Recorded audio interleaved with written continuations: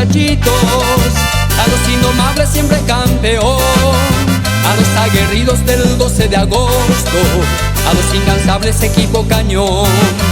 La escuela de fútbol tiene trayectoria, con honor y gloria reluciendo está, con la dirección del profe querido Flaminio Ortega con entrega tenaz.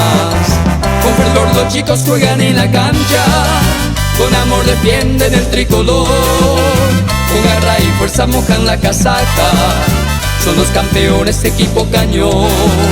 Con fervor los chicos juegan en la cancha, con amor defienden el tricolor. La escuela de fútbol 12 de agosto, son los campeones equipo cañón. Adelante escuela de fútbol 12 de agosto, seremos siempre el campeón.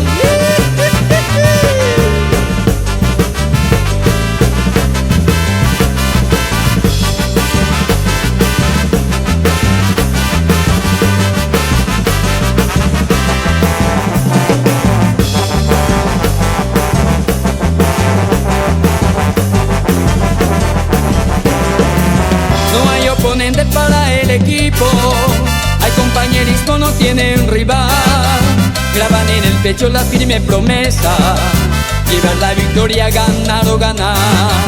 También mi homenaje a todos los padres, por brindar su apoyo va mi gratitud, por cumplir el sueño de todos los chicos, con ternura y cariño a plenitud. Con fervor los chicos juegan en la cancha, con amor defienden el tricolor, con garra y fuerza mojan la casaca, son los campeones equipo cañón. Con fervor los chicos juegan en la cancha, con amor defienden el tricolor.